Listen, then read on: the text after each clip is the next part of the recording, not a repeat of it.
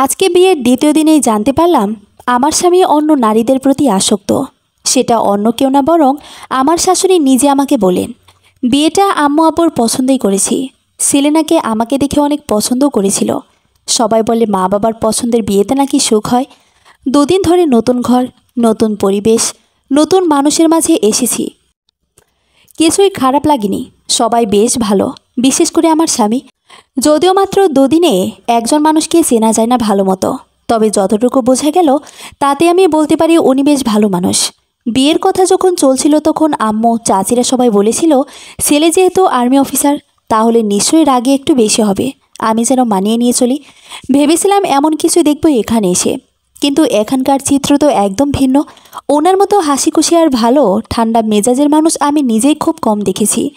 2 দিনে আমার বন্ধু হয়ে গিয়েছি উনি। কেমন যেন একটা ঘোর কাজ করছে। এসব বিশ্বাস করতে ইচ্ছে করছে না আমার একদমই। আমি ওনার স্ত্রী হওয়ার সত্ত্বেও উনি এখন পর্যন্ত আমাকে স্পর্শ করেনি। আমার পুরোপুরি মনে আছে, ফুলসজ্জার সময়ে আমার ঘোমটা তোলার পর তিনি সুন্দর একটা হাসি দিয়ে বলেছিলেন, আপনি আবার বন্ধু হবেন। আমি তখন কিছু বলিনি, তার দিকে তাকিয়েছিলাম। তিনি আবারও বললেন, একটা সম্পর্ক শুরু করার আগে দুজন মানুষের দুজনকে জানা খুব বেশি প্রয়োজন, এবং একজন মানুষকে চেনার জন্য, বোঝার জন্য বন্ধু হওয়ারও আগে প্রয়োজন। আমাদের বিয়েটা পারিবারিকভাবে হলেও আপনাকে আমি আর আমাকে আপনি গ্রহণ করার আগে আমি আমাদের মধ্যে একটা মধুর সম্পর্ক গড়ে তুলতে চাই। সে রাতে আমরা যেন অনেক বেশি ভালো বন্ধু হয়ে যাই। আমার মধ্যে কিছুটা জড়তা কাজ করলেও উনি আমাকে খুব বেশি স্বাভাবিক করার চেষ্টা করেন সব সময়। এসব দেখার পরে একদম যেন মেনে নিতে পারছি না মায়ের কথাগুলো। মাকে কী যে বলবো তাই বুঝে পাচ্ছি না। এমন সময় রুহি, রুহি কোথায় তুমি? শাশুড়ি আম্মা কল দিয়েছেন আমার। আর তুমি তোমার শাশুড়ির সাথে আড্ডা দিচ্ছ? এই নাও কথা বলো। দাও। হ্যাঁ, ফোনটা আমাকে ইরাদ এনে দিয়েছে এখন। উনি আমার স্বামী। ইরাদ ফোন দেওয়ার পরে মা চলে গেলেন। আমার আম্মু ফোন দিয়েছে জিজ্ঞেস করতে কেমন আছি, নতুন পরিবেশে কি করছি। এসবের জন্য কী থেকে কি বললাম ঠিক বুঝতে পারলাম না নিজেই। কারণ আমার মাথায় সব রেখে একটা জিনিসই ঘুরছে। আমার শাশুড়ি কেন এই কথা বলল তার নিজের ছেলেকে নিয়ে? একটু সময় করে মায়ের সাথে ঠিকমতো কথা বলতে হবে। কোনো মতে আম্মুর সাথে কথা শেষ করলাম। এসব ভাবতে ভাবতেই এখন মায়ের কাছে যেয়ে পুরো কথাটা জানা লাগবে। মায়ের কাছে যেয়ে যাব অমনি পেছন থেকে ইরাদ আমার হাত ধরল। হাতটা ধরে নিজের দিকে আস্তে করে টান দিল। ইরাদের চেহারা অনেক বেশি সুন্দর আর খুব বেশি নিষ্পাপ। কেমন যেন একটা মায়া লাগে তার দিকে তাকালেই। সে আমার দিকে তাকিয়ে হাসছে। কে দেখে বলবে যে এই লোকের অন্য কোনো নারীদের প্রতি বাজে আসক্তি থাকতে পারে? কেমন যেন একটা অনুভূতি কাজ করছে। আসল কথা হলো, তার ছবি যখন প্রথম আমি দেখেছিলাম সেদিনই তার প্রতি ভালো লাগা শুরু হয়ে গিয়েছিল। বিয়ের এই 2 দিনেই আমি তাকে অনেক বেশি ভালোবাসতে শুরু করেছি। তাই তার দিকে তাকিয়ে যেমন একটা মায়া কাজ করছে, তেমনি বুকের ভেতর একটা ব্যথা কাজ করছে। যেই মানুষকে আমি এত ভালোবেসে ফেললাম সে কি ভুল মানুষ নয় তো? ঘোর ভাঙল ইরাদের কথাতে। কোথায় যাচ্ছ রুহি? তোমার জন্য একটা সারপ্রাইজ আছে। মায়ের সাথে একটু কথা বলতে যাচ্ছি। এটা বলার সাথে সাথেই ইরাদের মুখটা একদম শুকিয়ে গেল। আমি সেদিকে খেয়াল না করে তাকে আবারও বললাম, আমি একটু কথা বলে তারপর আসি। রুহি দাঁড়াও। জি বলুন। তোমাকে একটা কথা বলা হয়নি। বিয়ের 2 দিন হয়ে গেল, তাই ভাবছি আজ বলেই দিই। আমরা কিন্তু কাল সকালে আমাদের নতুন বাসায় চলে যাব। নতুন বাসা বলতে আমি ঠিক বুঝলাম না। মানে হচ্ছে এই পরিবারের সবাই জয়েন্ট ফ্যামিলি। আমরা সবার সাথে থাকবো না, আমরা আলাদা থাকবো। কিন্তু আলাদা কেন থাকবো? ও মা, এ কি একালের মেয়ে তুমি এ কথা কি বলছো? এখন তো সবাই আলাদাই থাকতে চায়। শ্বশুর শাশুড়ির সাথে থাকা মানে তো ঝামেলা। মেয়েদের ধারণা এটা, কিন্তু আমি মোটেও এরকম ভাবি না। আমার সবার সঙ্গে থাকতে ভালো লাগে। আর আপনার পরিবারের সবাই অনেক ভালো। আমার তাদের সবাইকে ভালো লাগে। এই জন্য আমি তাদের সাথেই থাকতে চাই। আচ্ছা ঠিক আছে, আমি বুঝলাম, কিন্তু তারপরও আমাদের আলাদা থাকতে হবে। এটাই ফাইনাল। তুমি প্লিজ তোমার ব্যাগগুলো আনপ্যাক করো না। আমি আমার ব্যাগ গুছিয়ে নিয়েছি। আচ্ছা তাহলে আমি এখন মায়ের কাছে যাই, তার সাথে একটু কথা আছে। আচ্ছা ঠিক আছে চলো, আমার বাবার সাথে কিছু কথা আছে। আচ্ছা ঠিক আছে চলুন। কিন্তু মনে মনে আমি ভাবছি ইরাত আমার সাথে গেলে আমি তোমাকে জিজ্ঞেস করতে পারবো না তার সামনে কিছু। আর আজকে প্রায় রাত হয়ে গিয়েছে। কাল সকালে যদি আমাদের চলে যাওয়া লাগে তাহলে আমি পুরো কথা জানবো কী করে? আমি বুঝতেই পারছি না। মায়ের রুমে যাওয়ার পরে দেখলাম মা শুধু একাই আছেন, বাবা নেই ঘরে। মা আসতে পারি? রুহি ভেতরে আসো মা। মা, বাবা কোথায়? উনি একটু বাইরে গিয়েছে। আমি 2 দিন একটা জিনিস বেশ লক্ষ্য করেছি, ইরাত মার সাথে তেমন একটা কথা বলেন না, আর মাও তার সাথে তেমন একটা কথা বলেন না।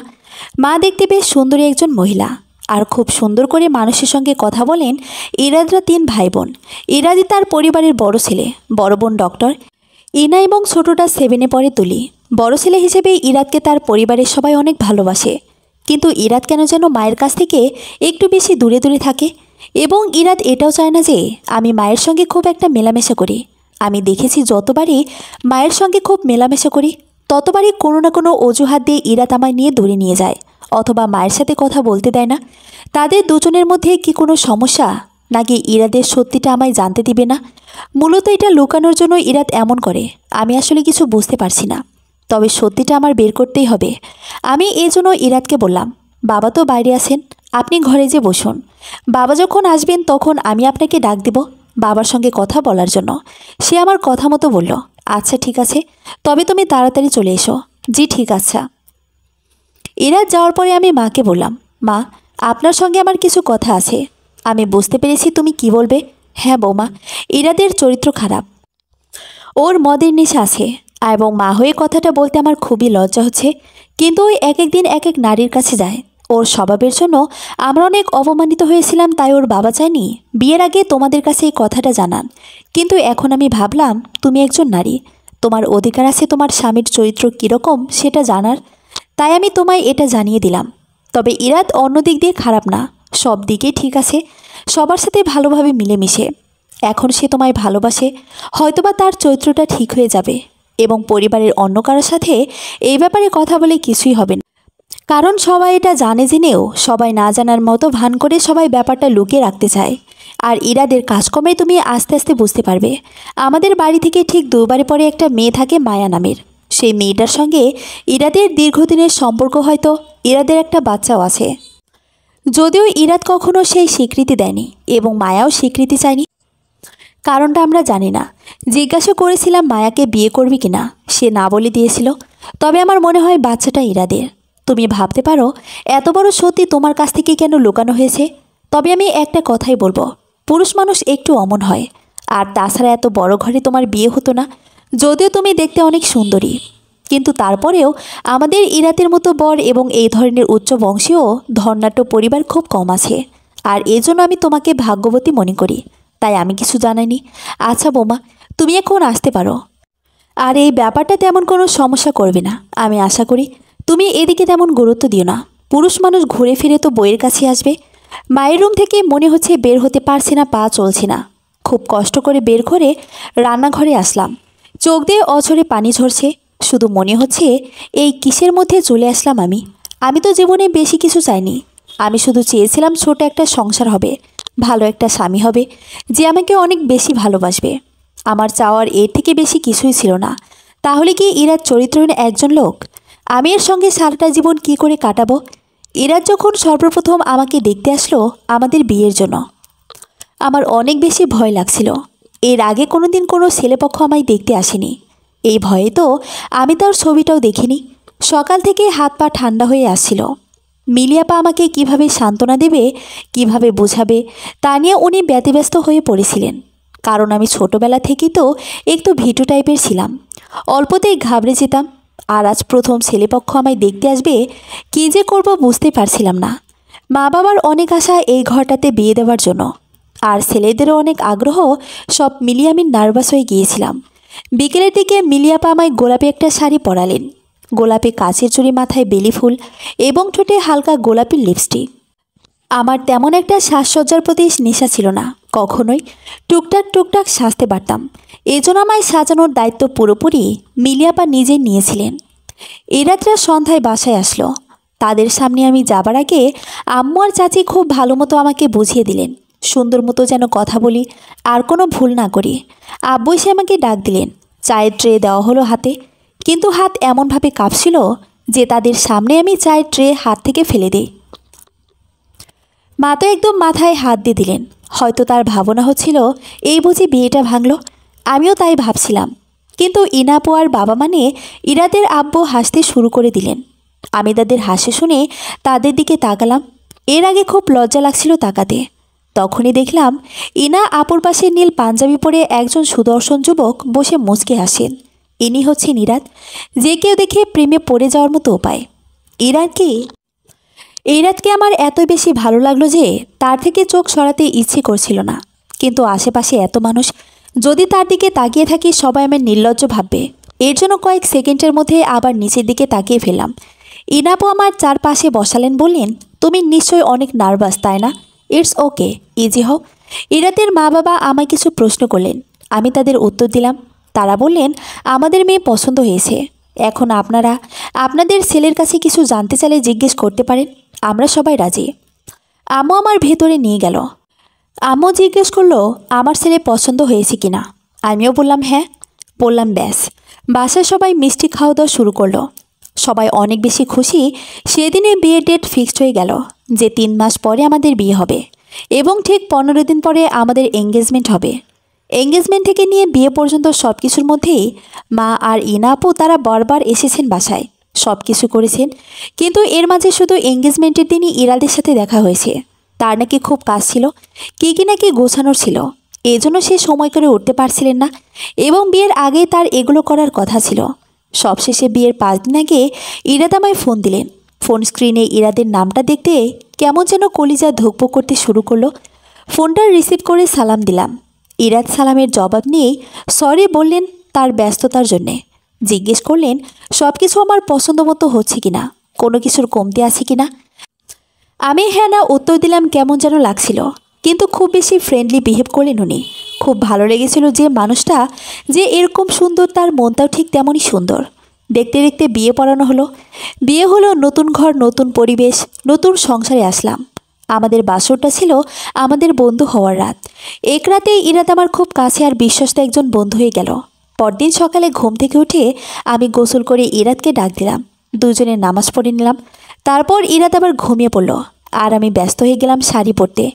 কিন্তু বিপত্তি তখন ঘটল যখন পুরো 1 ঘন্টা লাগিয়ে শাড়ি পরার পরে দেখলাম আমি উল্টো শাড়ি পরেছি। দেখি আমি আয়নায় দাঁড়িয়ে আমায় দেখছি আর ইরাদ পেছন থেকে দাঁড়িয়ে দাঁড়িয়ে হাসছে। আমি জিজ্ঞেস করলাম, হাসছো কেন? ইরাদ বলল, তুমি ঠিকমতো শাড়ি পরতে পেরেছো? আমি বললাম হ্যাঁ, দেখো না কত সুন্দর করে শাড়িটা পরেছি। ইরাদ তখন আরও হাসতে শুরু করলো এবং বলল, আগে কখনো নিজ হাতে শাড়ি পরোনি তাই না? আমি বললাম, সব সময় মিলি আপা আমার রেডি করে দিত কোনো প্রোগ্রামে গেলে। আজকে তো শাড়ি পরা লাগবে, তাই আমি নিজেই প্রথমে চেষ্টা করলাম। এর আগে কখনো নিজ হাতে শাড়ি পরিনি। ইরাদ বলল, আচ্ছা ঠিক আছে, সমস্যা নেই, তুমি আমার কাছে আসো, আমি তোমায় পরিয়ে দিচ্ছি। যদিও আমার খুব লজ্জা লাগছিল যখনও আমায় আস্তে আস্তে শাড়িটা পরিয়ে দিচ্ছিল। একদম শ্বাস প্রশ্বাস ঘন হয়ে আসছিল ওর হাতের স্পর্শ যখন লাগছিল। কেমন যেন অনুভূতি হচ্ছিল। লজ্জায় যেন আমি তার দিকে তাকাতেই পারছিলাম না। পরে মনে মনে ভাবলাম, এত লজ্জা পাওয়ার কিছু নেই, সে তো আমার স্বামী হয়। নিজের মনকে লজ্জা থেকে বাঁচানোর একটা বৃথা চেষ্টা করেছিলাম আর কি। শাড়ি পরানোর সময় আমি এক নজর ইরাদকে দেখছিলাম আর ভাবছিলাম কিভাবে এত তাড়াতাড়ি একটা মানুষের প্রেমে পড়ে গেলাম। আল্লাহ পাক আমায় কত সৌভাগ্যশালী করেছেন যে এত সুন্দর এবং এত ভালো মনের একটা বউ পেয়েছি। শাড়ি পরানো শেষ করার পরে ইরাদ নিজ হাতে আমায় সাজিয়ে দিলেন।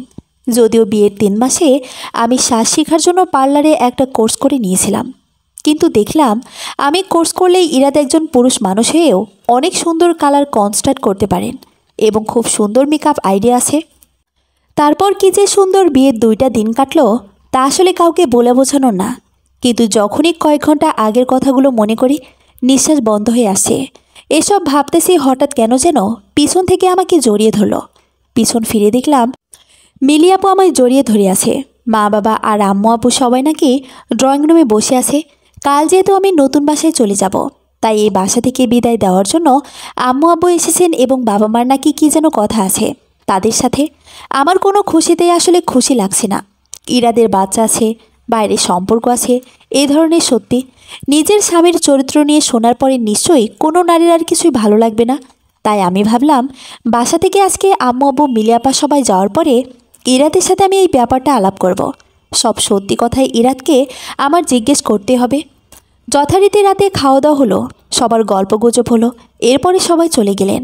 প্রায় রাত 11টার দিকে আমি আমাদের রুমে গেলাম, যে দেখলাম ইরাদ তার অফিসের কিছু কাজ করছেন। আমাদের ব্যাগ গোছানো শেষ। হ্যাঁ, তোমার সঙ্গে আমার কিছু কথা আছে, বলো। তোমার কি বিয়ের আগে কোনো সম্পর্ক ছিল বা আছে? আর মায়াকে তোমাকে এগুলো কে বলেছে? আমি সত্যিটা জানতে চাই। আমাকে প্লিজ বলো, তুমি কি অন্য কাউকে ভালোবাসো? আর মায়া মেয়েটাকে? দেখো রোহি, অনেক রাত হয়ে গিয়েছে, আমি এ ব্যাপারে কোনো কথা বলতে চাচ্ছি না। আর হ্যাঁ, মায়ের প্রসঙ্গে আমি তোমার সঙ্গে কোনো কথাই বলতে চাই না। আশা করি তুমি বুঝতে পারবে। আর এই ব্যাপারটা নিয়ে কোনো প্রশ্ন আমায় করবে না, অন্ততপক্ষে এখন। যখন সময় হবে আমি নিজেই তোমায় সব বলবো। এখন প্লিজ নিজেও ঘুমিয়ে পড়ো, আর আমি একটু কাজ করতে দাও।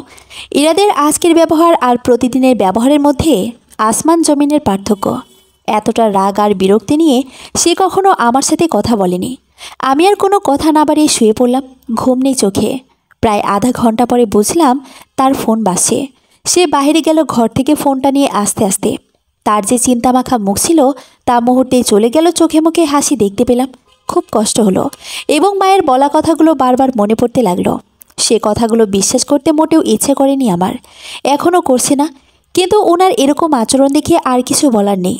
নিজের মনকে সান্ত্বনা দেবার মতো কোনো কারণই সে দেয়নি আমাকে। ঘড়ির কাঁটায় সময় বেড়েই চলছে। 2টা বাজলো, 3টা বাজলো। এরকম করতে করতে ফজরের আজান শুরু হয়ে গেল। ইরাদের ঘরে আসার কোনো নাম নেই। আমি উঠে অজু করে ঘর থেকে বের হলাম ইরাদকে নামাজের জন্য ডাক দিতে। দেখি সে ড্রয়িং রুমে বসে আছে এবং ফোনে এখনও কথা বলছে। আমি একটু আড়াল হয়ে কথাগুলো শোনার চেষ্টা করলাম। যা শুনতে পেলাম তা শোনার জন্য আমি মোটেও প্রস্তুত ছিলাম না। ইরাদ বলছে, আচ্ছা বাবু এখন রাখি, নামাজ পড়তে হবে। আই লাভ ইউ এলট, এবং একদম ভয় পাবে না, আমি সবসময় আছি তোমার পাশে। এই কথাগুলো শুনে আমি আর কিছু শোনার মতো অবস্থায় ছিলাম না। দৌড়ে নিজের ঘরে চলে আসলাম। এসে নামাজে বসে পড়লাম। আমার সব স্বপ্ন, সব স্বাদ, সব কিছুই এক নিমিষে যেন শেষ হয়ে গেল। মোনাজাতে আল্লাহকে বললাম, আল্লাহ পাক, আমি কি দোষ করেছি? আমার কেন এরকম পরীক্ষা নিচ্ছেন? আমার পরিবারের কি দোষ? প্রথমে মিলি আপা আর এখন আমি। আমাদের জীবনটা কত সুন্দর ছিল। আপা কত ভালো ছাত্রী ছিল, ভালো একটা চাকরি করতেন। কিন্তু তার বিয়ে হলো একটা ফ্রাউড লোকের সাথে। এমন হতো না, নিজের পছন্দে বিয়ে করেছিলেন, বাবা মায়ের পছন্দ ছেলেকে বিয়ে করেছিলেন। কিন্তু তার কপালে সুখ সইল না। লোকের আগে থেকে একটা বউ ছিল, এই জন্য আমরা তাকে ছাড়িয়ে নিয়েছিলাম। এরপর বাবা মা আমায় দিলেন বিয়ে। কিন্তু একই দেখলাম, আমার স্বামী অন্য নারীর প্রতি আসক্ত। এই সব কিছু সহ্য করে থাকার ক্ষমতা আমার নেই আল্লাপাক। এখন যদি বাড়ি ফিরে যাই, সবাই বাবা মা কি কথা শোনাবে যে 2 মেয়ের বিয়ে হলো আর একজনও সংসার করে থাকতে পারলো না। দোষটা কার ছিল সেটা দেখবে না। সমাজ সবসময় দোষ দেয় মেয়েদের, দেয়। যেমন দিয়েছিল মিলি আপাকে, এমনই দিবে আমার বাবা মাকে। সবার থেকে মিলি আপার জন্য অনেক কথা শুনতে হয়েছে। এখন আমি যদি ঘরে ফিরে যাই, আমার জন্য বাবা মা নানান ধরনের কথা শুনতে হবে। আমার এই জন্য তারা অসুস্থ হয়ে পড়বে। কিন্তু এরকম লোকের সংসার কিভাবে করব? সে একজন ভণ্ডলোক, সে একজন প্রতারক। ভদ্রতার বেশি কিভাবে প্রতারণা করতে হয় তা মনে হয় তার থেকে ভালো করে আর কেউ জানে না। আজ খুব কষ্ট হচ্ছে আর নিজের প্রতি ঘৃণা হচ্ছে। যেরকম একজনকে কেন আমি ভালোবাসি, কেন তার সঙ্গে আমার বিয়ে হলো? আল্লাহ, আপনি আমাকে পথ দেখান। আপনি যা করেন ভালোর জন্যই করেন। এখানে ভালো কি হচ্ছে আল্লাপাক? আপনি আমাকে পথ দেখান, আপনি আমার সাহায্য করুন। নামাজ শেষ করতে দেখলাম ইরাদ ঘরে প্রবেশ করলো। ঘরে প্রবেশ করে মিষ্টি একটা হাসি দিয়ে বলছে, কি আমার বউটা উঠে গেছো? আমি বললাম হ্যাঁ। সে বলল, ঘুম কেমন হয়েছে? তার দিকে না তাকিয়ে উত্তর দিলাম, ভালো। তার সঙ্গে কথা বলতে ইচ্ছে হচ্ছে না একদমই। সে যেন ভুলে গিয়েছে রাতে তার সঙ্গে আমার ঝগড়া হয়েছিল। বাথরুমে ঢুকতে ঢুকতে ইরাদ বলল, তাড়াতাড়ি তৈরি হয়ে নাও, আমরা কিন্তু নাস্তা করে আমাদের বাসার জন্য রওনা হয়ে যাব। আমি আর কিছু বললাম না। ব্যাগগুলো চেক করলাম সব ঠিকভাবে নিয়েছে কিনা। দেখলাম হ্যাঁ, সব ঠিকঠাকভাবে গোছানো হয়েছে। 6:30টার দিকে আম্মু ফোন দিলেন। তিনি বললেন আমি যেন বেগুনি আর হলুদ হলুদ একটা শাড়ি পরি। নতুন ঘর, নতুন সংসারে পা রাখে হলুদ আর বেগুনি রাস নাকি ভালো। আরও কিছু টুকটাক কথা বলে আমার সাথে। ফোনটা রেখে দিলাম আর মনে মনে হাসলাম। যার স্বামী তার নিজের না, তার আবার কিসের সংসার, কিসের ঘর? 8টার দিকে একসাথে সবাই নাস্তা করে সবার কাছ থেকে বিদায় নিলাম আমরা দুজন। এর মাঝে ইরাদের দিকে একবারও তাকানো হয়নি। বাইরে ঝিরে ঝিরে বৃষ্টি হচ্ছে, আবহাওয়া বেশ সুন্দর। আমি আর সে একা। এরকম একটা মুহূর্তের জন্য কত অপেক্ষা করেছি সারা জীবন। অন্য সময় হলে আমি অনেক বেশি খুশি হতাম। এরকম রোমান্টিক একটা আবহাওয়া এবং ভালোবাসার মানুষটা পাশে, কি অদ্ভুত একটা ভালো লাগা কাজ করত।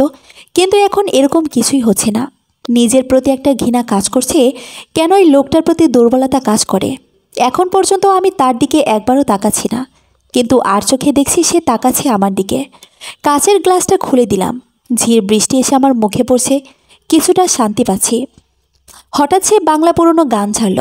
যেটুকু সময় তুমি থাকো পাশে, মনে হয় এ দেহে প্রাণ আছে, বাকিটা সময় যেন মরণ আমার হৃদয়ে জোরে নামে অথই আধার। জানো রুহি, এই গানটা পুরনো আমার মনের কথা বলেছে। যতটুকু সময় তুমি পাশে থাকো, মনে হয় আমার দুনিয়াটা জান্নাত, আর তুমি না থাকলে কিছুই ভালো লাগে না। তোমায় যখন প্রথম দেখেছিলাম না, সেদিনে আমি তোমার প্রেমে পড়ে গিয়েছিলাম। অনেক বেশি ভালোবাসি তোমাকে। তার এই কথাগুলো শুনে আমার ভালো লাগছে না, কেমন যেন অস্থিরতা বেড়েই যাচ্ছে। সে আবারও বলল, রুহি, একটা জিনিস খেয়াল করেছ? তুমি আর আমি ম্যাচ করে ড্রেস পরেছি। তখনই তাকিয়ে দেখলাম, হ্যাঁ, সে বেগুনি কালারের একটা শার্ট পরেছে, আর আমি বেগুনি আর হলুদ একটা শাড়ি। রাস্তার মাঝে একটা ফুলের দোকানের সামনে ইরাত গাড়ি থামালে বলল, তুমি বসো, আমি আসছি 2 মিনিট। আমি মাথা ঝাঁকিয়ে সম্মতি দিলাম। কিছুক্ষণ পরে সে ফিরে এলো, হাতে কতগুলো বেলি ফুল নিয়ে। আমাকে বলল, তুমি এগুলো তোমার মাথায় পরো, তোমাকে বেলি ফুল পরলে অনেক সুন্দর দেখা যায়। ফুলগুলো পরলাম। সে আমার দিকে এমনভাবে তাকিয়ে আছে যেমন নতুন দেখছে, অথবা তার আমার প্রতি খুব ভালোবাসা।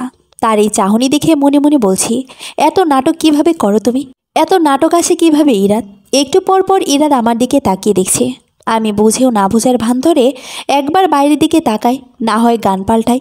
এভাবে প্রায় আধা ঘন্টা কেটে গেল। রুহি, তোমার জন্য একটা সারপ্রাইজ আছে। জিজ্ঞেস করবে না কি সারপ্রাইজ? যা দেবার তো সকালে দিয়ে দিয়েছ। মনে মনে বললাম, কি সারপ্রাইজ? একটু পরেই দেখতে পাবে। বলারই বা কী দরকার ছিল? কিছু বললে? না, কিছু না। ইরাত মিটিমিটি হাসছেন। কিছুক্ষণ পর আমরা ঢাকা ক্যান্টনমেন্ট পৌঁছে গেলাম। একটা সুন্দর বাড়ির সামনে গাড়ি থামলো। ওয়াচম্যান এসে ইরাতকে সালাম দিল। বুঝলাম হয়তো এখানে আমরা থাকবো। বাড়ির নেমপ্লেটটা তাকিয়ে যা দেখলাম, তা দেখার জন্য আমি মোটেও প্রস্তুত ছিলাম না। বাড়িটার নাম রুহি ম্যানশন। মানেটা আমি ঠিক বুঝতে পারলাম না। অনেকগুলো প্রশ্ন মনের ভিতর ঘুরপাক খাচ্ছিল। ইরাত দিদিকে প্রশ্নবোধক চাহনি নিয়ে তাকালাম। বাসরাতে বউকে গিফট আমি তোমায় কোনো গিফট দিইনি, তুমিও কিছু চাও। সেদিন তোমাকে গিফট এই জন্য দিইনি, কারণ বাড়িটা আমি প্যাকেট করে তো তোমার হাতে দিতে পারবো না, তাই। এভাবে তাকিয়ে আছেন কেন? ম্যাডাম, এটা আপনার বাড়ি। এই যে নিন কাগজপত্র এবং আপনার গেটের চাবি। আমি বাড়ি? কেন? তুমি বাড়ি না, বাড়িটা তোমার। এখন আমার বউটা যদি আমাকে পারমিশন দেয়, তাহলে কি আমরা ভেতরে যেতে পারি? তার হাত থেকে কাগজ আর চাবি নিয়ে বললাম, জি ভেতরে চলুন। রহিম ব্যাগগুলো ভেতরে নিয়ে রাখ। আচ্ছা স্যার, নিতেছি। রুহি, 1 মিনিট দাঁড়াও। তুমি এভাবে ভেতরে যেতে পারবে না। চোখটা বন্ধ করো। কেন? আহা, করো তো আগে। চোখটা বন্ধ করো। আমি চোখ বন্ধ করতেই ইরাত আমায় কোলে তুলে নিল। কি করছো? ছাড়ো। ছাড়বো কেন? ছাড়ার জন্য তো বিয়ে করিনি। আমি চাই না আমার বউটা কষ্ট করে হেঁটে হেঁটে ভেতরে যাবে, তাই কোলে নিয়েছি। আর আমার বউ নিজের বাড়িতে প্রথম যাবে, এই জন্য তাকে হেঁটে যেতে দেব না। সে নিজের বাড়ি এসেছে, তাই সে রানীদের মতোই ভেতরে যাবে। আমি হেঁটে যেতেই পারবো। ছাড়ো। হ্যাঁ পারবে। তবু আমি দেব না। ম্যাম, আপনাকে ভালো রাখার দায়িত্ব আমার, আর আমার দায়িত্ব আমি যথেষ্ট অক্ষরে অক্ষরে পালন করার চেষ্টা করি, তাই কোনো কথা হবে না। রাগে গা জ্বলে যাচ্ছে তার নাটক দেখে। আর ভালো লাগছে না, বিরক্ত লাগছে। বাড়ির ভিতরে এক এক করে ও আমায় নিয়ে প্রবেশ করছে, আর আমি যেন আমার ডায়েরির পাতায় লেখা প্রতিটা স্বপ্নকে সত্যি হতে দেখছি। অর্থাৎ বাড়িটা এমনভাবে সাজানো হয়েছে যেমনটা আমি আমার স্বপ্ন দেখতাম, যেমনটা আমি সবসময় ভাবতাম। বাড়িটা একদম আমার মন মতো হয়েছে। নিজের অজান্তেই বলে উঠলাম, তুমি কিভাবে জানলে আমার পছন্দ? আমি ঠিক বুঝতে পারছি না। সব ক্রেডিট মিলিয়াপার। মিলিয়াপা আমাকে সাহায্য করেছে আপনার ডায়েরি দিয়ে। এখনই সব বাদ দিয়ে বলুন, আপনার কি পছন্দ হয়েছে, নাকি ডেকোরেশনে কোনো চেঞ্জ করাবো? না, সব অনেক সুন্দর হয়েছে, ভালো লেগেছে আমার, ধন্যবাদ।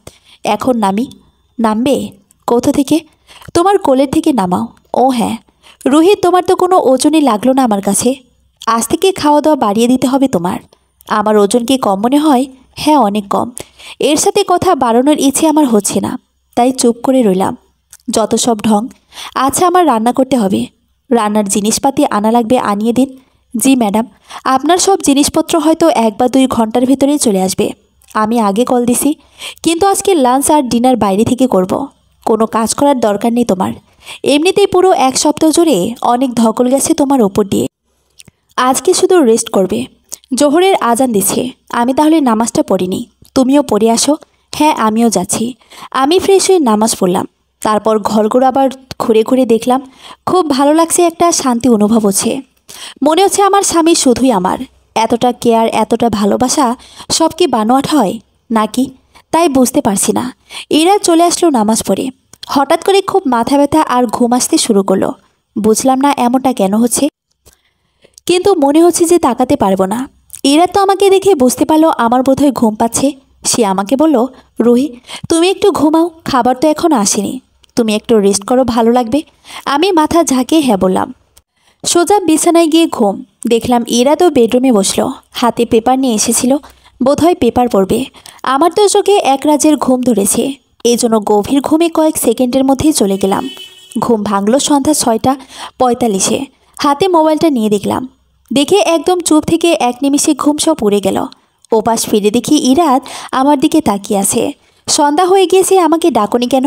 পুতুলের মতো বউটা আমার, ঘুমালে অনেক বেশি সুন্দর লাগে, তাহলে উঠাবো কেন?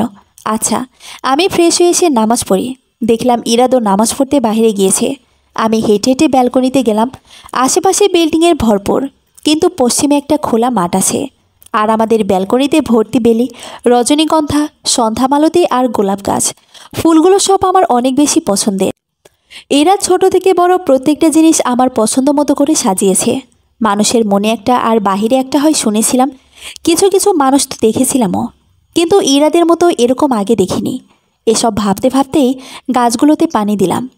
এহেম এহেম, শুধু গাছগুলোকে খাবার দিলেন ম্যাডাম, নিজে খাবেন না? পিছন ফিরে দেখলাম ইরাদ এসে পড়েছে। জি, একটু পরে খাচ্ছি। পরে মানে কি? একদম না।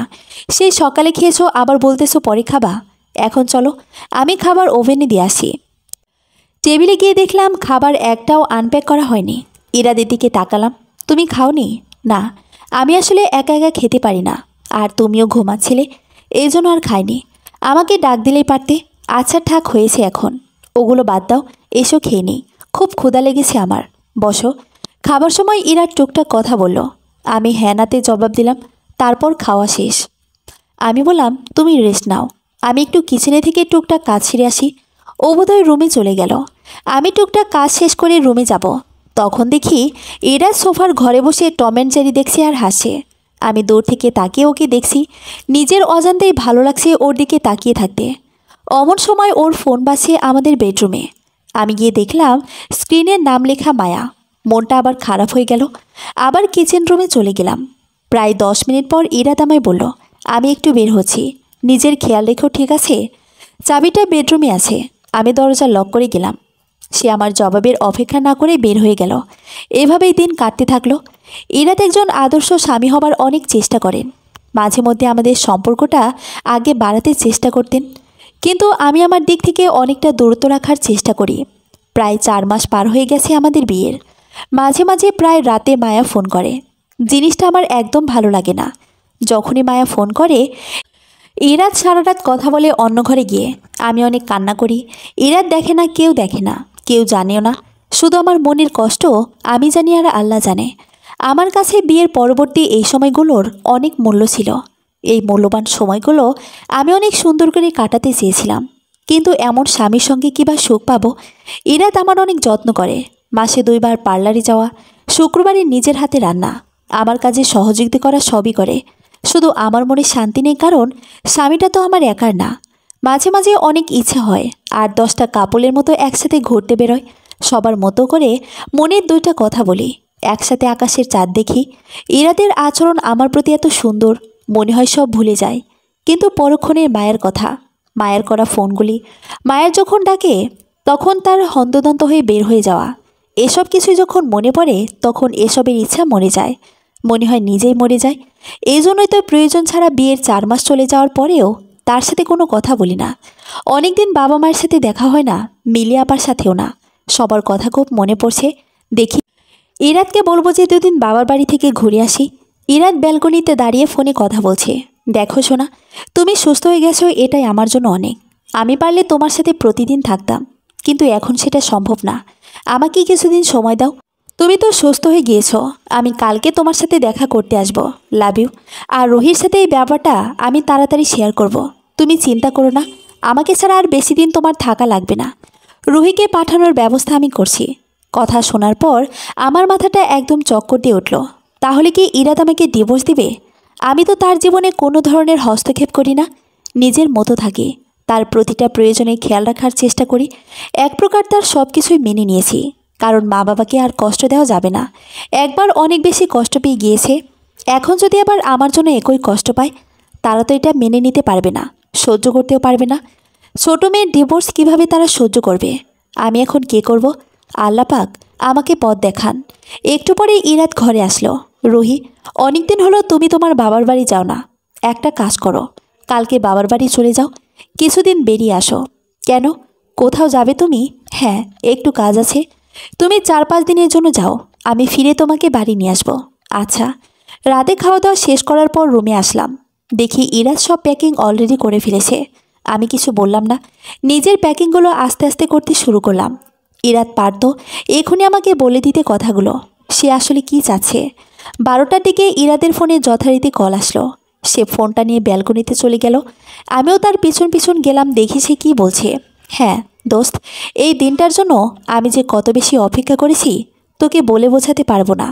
ফাইনালি মায়া কালকে বউ সাজবে, আমি মায়াকে বউয়ের সাথে দেখব। তুবা সমাজের স্বীকৃতি পাবে, বাবার পরিচয় বড় হবে। হ্যাঁ, রুহিকে এসব জানানো হয়নি এখনও, কিন্তু জানিয়ে দেব। আগে বিয়েটা হোক, এরপরে না হলে এসব মেনে নাও নিতে পারে, ওর জন্য অনেক বড় একটা ধাক্কাও হতে পারে। তাই সব ঠিকঠাক হবার পরে ওকে জানাবো আমি। আচ্ছা দোস্ত, এখন ঘুমাতে যাই, আজকে অনেক ঘুম পাচ্ছে।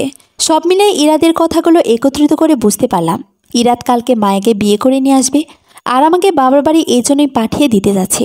আর না না, এভাবে আসলে কারোর সাথে থাকা যাবে না। আমি এক ঘরে সতীনের সংসার করতে পারবো না, যা হবার হবে। ইরাদকে ডিভোর্স দিয়ে দিব। ইরাদ আজকে 1টার মধ্যেই ঘুমিয়ে পড়লেন।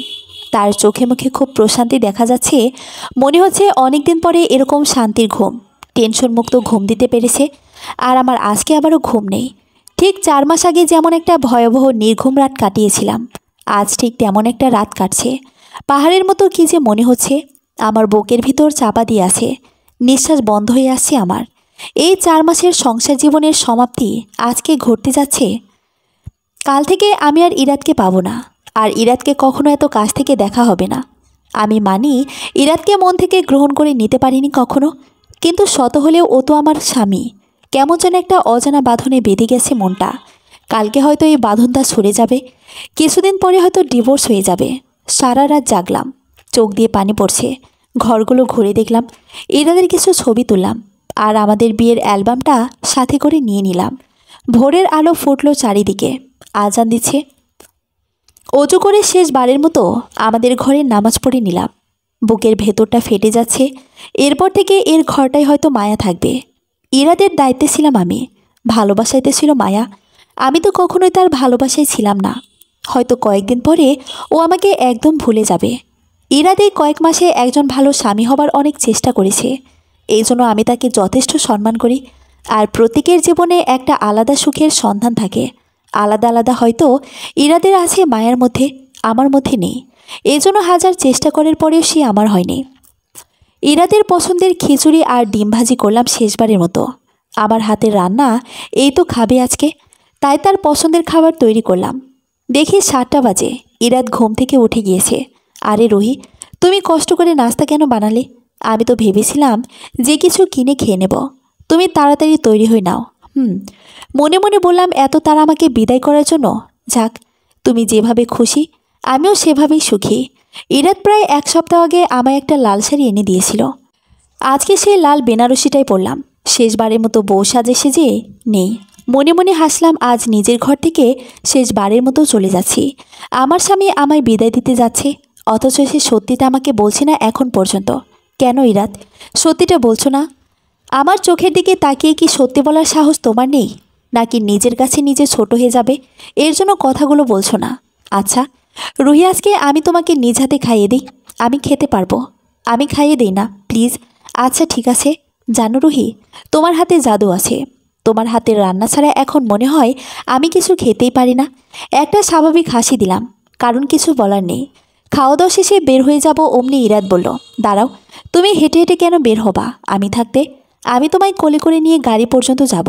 আমি হেঁটে যেতে পারবো, আমাকে কোলে নিতে হবে না। কিন্তু আমি তো তোমায় হেঁটে যেতে দিব না। প্লিজ না করো না। আচ্ছা ঠিক আছে, যে যার গন্তব্যের উদ্দেশ্যে একত্রে বের হলাম। ইরাদ আমায় বাড়ি পৌঁছে দিলেন। গেটের সামনে মিলিয়াপা আব্বা দাঁড়িয়ে আছে আমাদের ভেতরে নিয়ে যাবার জন্য। ইরাদকে তারা ভেতরে আসতে অনেক করে বললেন, কিন্তু ইরাদ বললেন যে তার জরুরি কাজ আছে, এজন্য সে আসতে পারবে না। এর পরের বার ইনশাল্লাহ আসবেন। বাড়ির ভেতরে ঢুকছি, চাচি মামি সবাই চলে এসেছে আমাকে দেখার জন্য, কেমন আছি এসব কিছু জানার জন্য। সবাইকে হাসি মুখে বললাম ভালো আছি। সবাই খুব খুশি হলেন। সবাই বললেন খুব ভালো একটা স্বামী পেয়েছি, আমার ভাগ্যটা খুব বেশি ভালো, আমি যেন জামাইটা সামলে রাখি, ভালো থাকি। এসব কথাগুলো শুনলাম, মনের ভেতরটা আরও খারাপ হয়ে গেল। বুকের ভেতর চিনচিন ব্যথা করতে লাগলো, কারণ আমার স্বামী আজ অন্যের স্বামী হয়ে যাবে। সারা দিন পর আত্মীয়স্বজন সবাই চলে গেলে আমি রাতের বেলা ফ্রেশ হয়ে ঘরে বসে আছি। এমন সময় মিলিয়াপা পিছন থেকে এসে আমার গালে একটা চুমু দিয়ে বললেন, এই যে আমার ছোট বোনটা, কেমন আছিস তুই? সত্যি করে বলতো। আমি আসলে আর কিছু বলতে না পেরে কান্না করে দিলাম যে মিলিয়াপা, ইরাদ তো আমায় ভালোবাসে না, ইরাদ অন্য কাউকে ভালোবাসে, সে আমাকে ডিভোর্স দিয়ে দেবে। এই কথাটা শুনে মিলিয়াপা দাঁড়ানো থেকে মাটিতে বসে পড়ল। তুই এটা কি বলছিস? আমি এটা বিশ্বাস করতে পারছি না। এরা তো এই ধরনের ছেলে না, ও তো অনেক ভালো ছেলে। না বা, তুমি বিশ্বাস করো এটাই সত্যি। আমি এটা আরও 4 মাস আগেই জানতে পেরেছি, বিয়ের ঠিক 2 দিন পর। কিন্তু আমি চাইনি যে কেউ এই সম্পর্কে জেনে বাবা মা একবার কষ্ট পেয়েছে আর এসব সহ্য করতে পারবে না। আমার কান্না দেখে মিলে আপা জিজ্ঞেস করলেন। পুরো কাহিনী আমিও বলে ফেলতে বাধ্য হলাম, কারণ আপার থেকে কখনো কোনো কথা লুকায়নি। আর এখন লুকিয়ে কী বা লাভ? কয়েকদিন পরে তো সব জানতেই হবে। তাই আপাকে আজকে বলে দিলাম। আমার কথাগুলো শুনে আপার চোখ দিয়ে অনবরত পানি পড়ছে। এত কিছু কিভাবে সহ্য করেছে আমার ছোট বোন? তুই আর কান্না করিস না প্লিজ। রুহি, আমার মনে হয় কোথাও একটা ভুল হচ্ছে।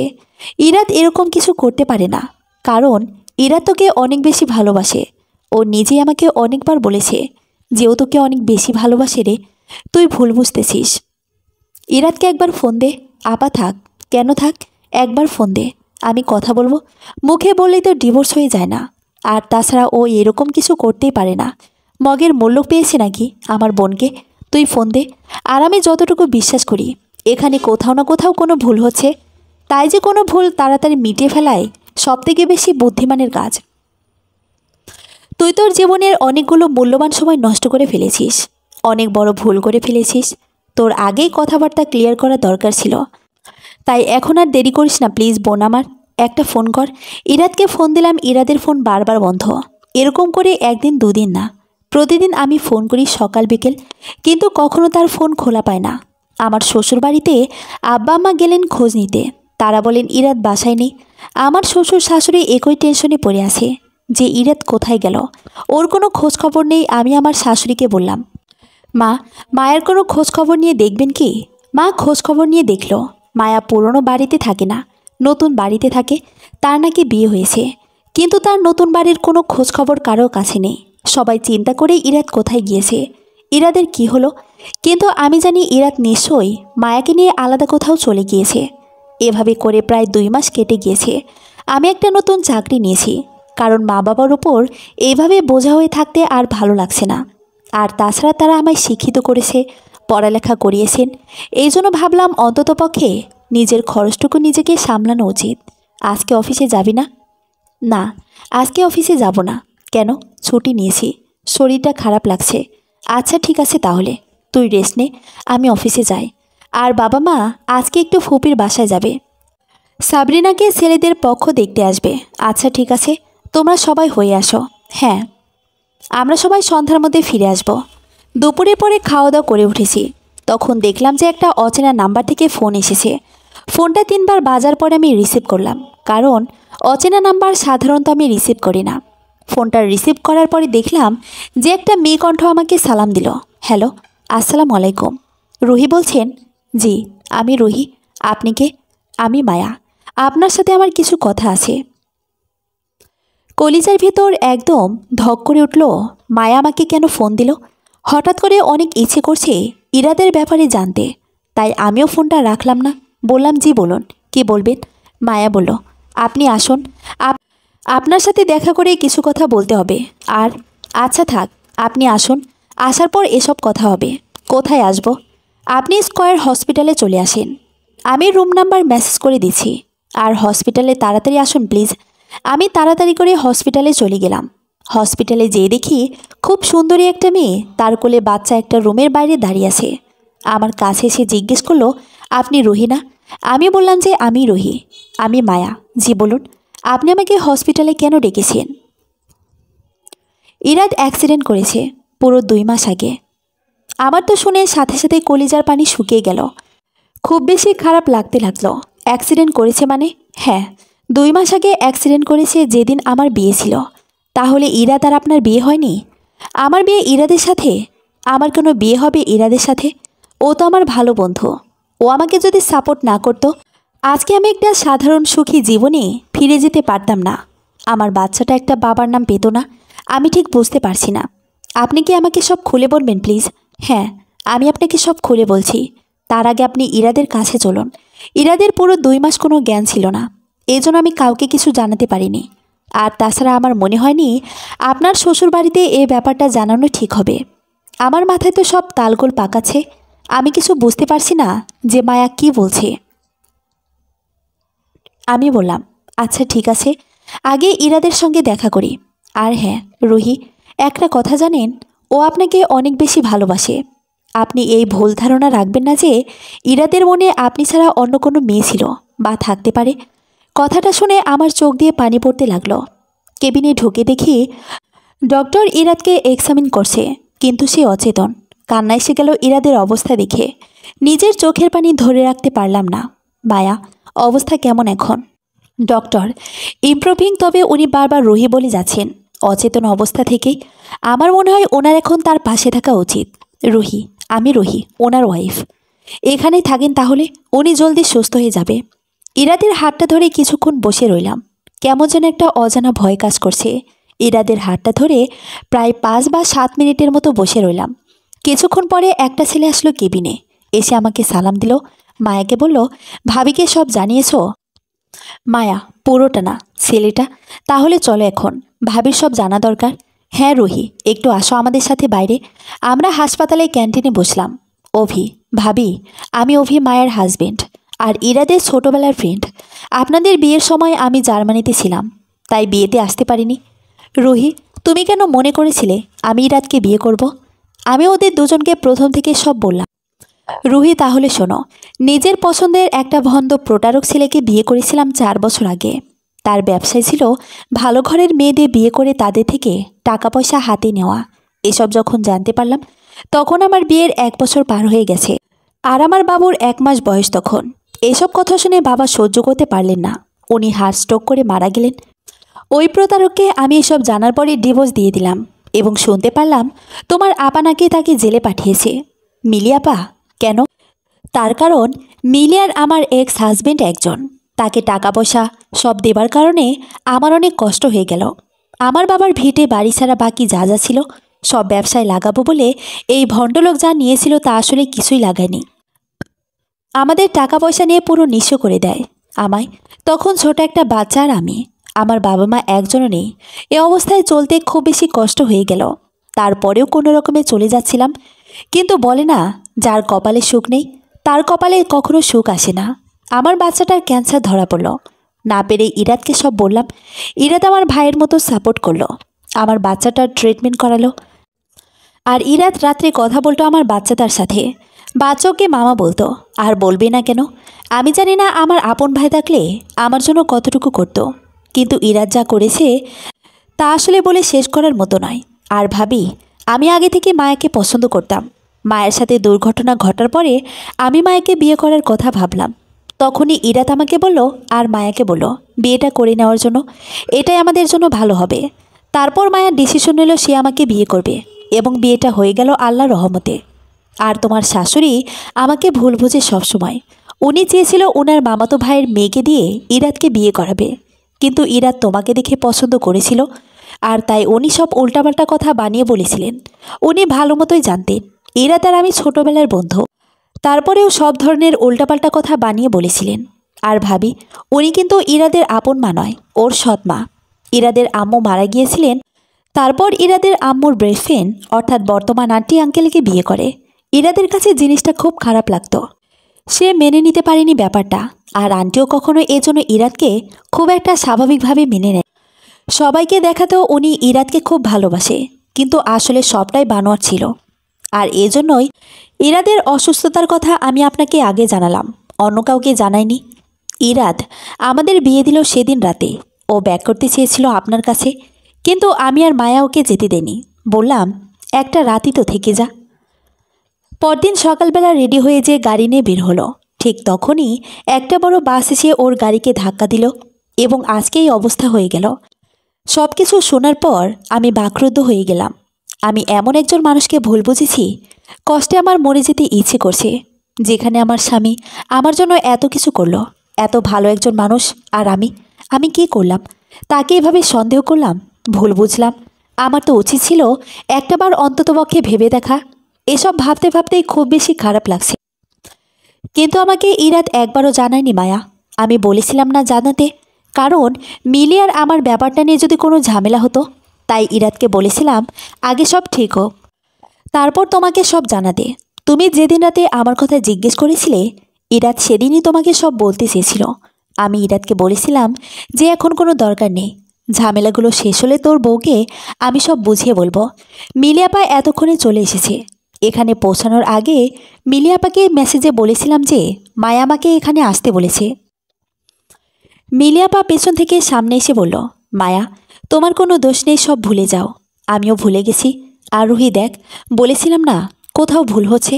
আমি কাঁদতে কাঁদতে আপাকে জড়িয়ে ধরলাম। অনেক হয়েছে আমাদের জন্য। ইরাদ আর রুহির অনেক মূল্যবান সময়গুলো নষ্ট হয়েছে। বিয়ের পরে সময়গুলো খুব সুন্দর হয়, সুন্দরভাবে কাটাতে হয়। এগুলোতে আজীবনের স্মৃতি হয়ে রয়ে যায়। কিন্তু আমাদের জন্য ইরাদ রুহির মূল্যবান সময়গুলো নষ্ট হয়ে গেল।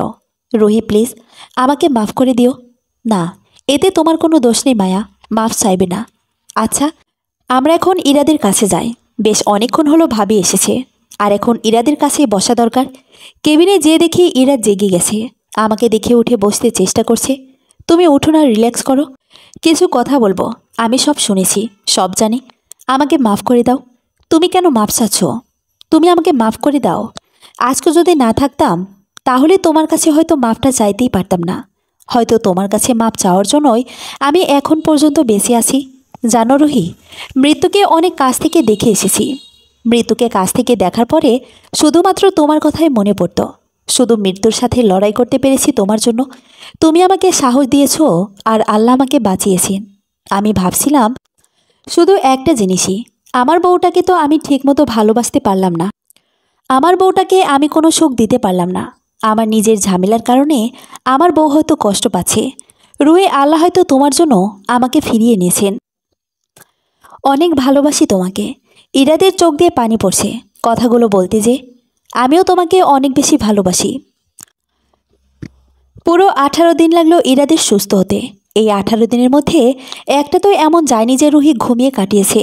ইরাদের প্রায় সুস্থ হয়ে যাবার পরেও রুহি নির্ঘুম রাত কাটাতে অনেক টেনশন করত। তুই এখন সুস্থ হয়ে গিয়েছিস, এবার বাড়ি যা। রুহি 3 দিনের জন্য আমার সাথে যাচ্ছে। কোথায় যাব?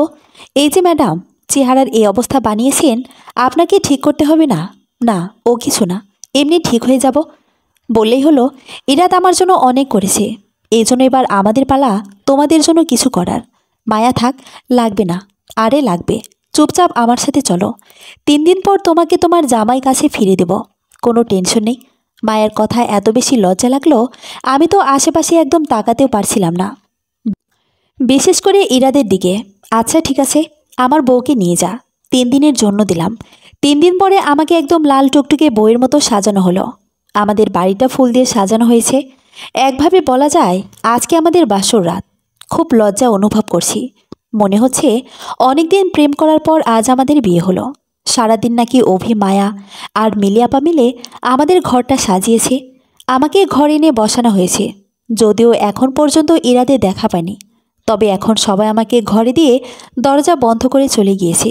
কি সুন্দর লাগছে আমার ঘরটা, অদ্ভুত রকমের সুন্দর। বেলি আর রজনীগন্ধা দিয়ে আমার ঘরটা পুরো সাজানো হয়েছে।